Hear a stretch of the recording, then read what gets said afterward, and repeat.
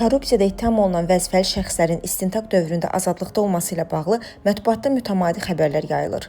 Məsələn, Səhiyyə Nazirliyinin sabiq idarə rəisi Mehdi Əmrahov yalnız iyulun 13-də məhkəmə prosesi başladıqda həbs olunub. O, 783 min manat vəsaiti mənimsəməkdə ittiham olunur. İstintaq dövründə onun yaşı və səhhəti nəzərə alınaraq barəsində polis nəzarətinə verilmə tədbiri seçilmişdi. Auditorlar Palatasının 700 min manatlıq mənimsəmədə ittiham olunan sabiq vəzifəli şəxsləri də istintaq dövründə azadlıqda olublar. Təqsirləndirilən şəxslərdən biri Palatanın sabiq idarə rəisi Vəli Rəhimov barəsində məhkəmə yekun qərarında da azadlıqdan məhrum etmə cəzası təyin etməyib. O, 2000 manat məbləğində cərimə edilib.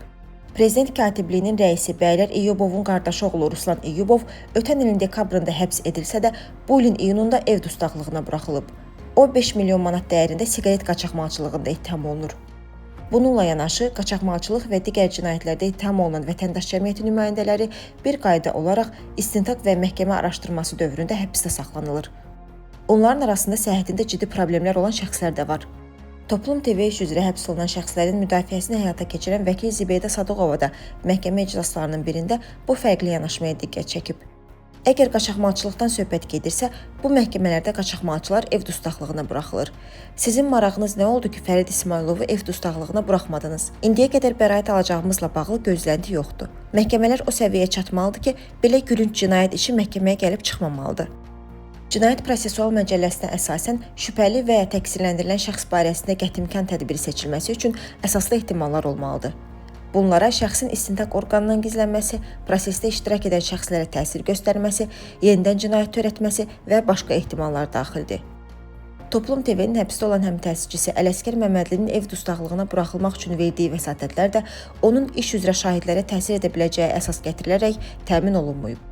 Şahidlərin hamısı dindirildikdən sonra isə dövlət ittihamçısı bu dəfə Məmmədlinin hakimə təsir edəcəyini deyərək vəsatətə qarşı çıxıb. Hüquqşünas Yalçın İmanov deyir ki, ciddi əsaslar olmadan həbs qətimkan tədbirinin seçilməsi Avropa İnsan Hüquqları Konvensiyasının 5-ci maddəsinin pozuntusu deməkdir. Bu maddəyə əsasən qanunla nəzərdə tutulmuş hallar istisna olmaqla şəxsin həbsi azadlıq hüququnun pozulması hesab edilir. Yalçın İmanov düşünür ki, cinayətlərdə ittiham olunan vəzifəli şəxslərin azadlıqda olması, vətəndaş cəmiyyəti üzvlərinin isə həbsə saxlanılması ikili standartdan xəbər verir.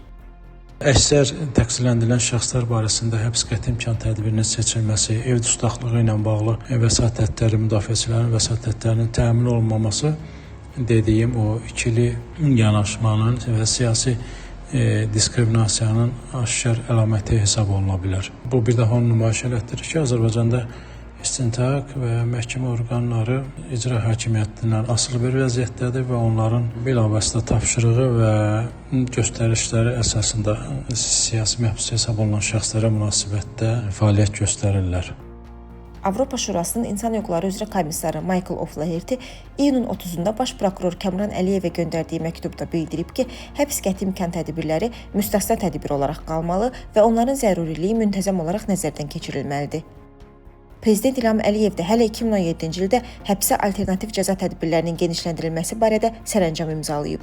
Buna baxmayaraq, Azərbaycan hər 100 min nəfərə düşən məhbus sayına görə Avropanın lider ölkələri sırasındadır.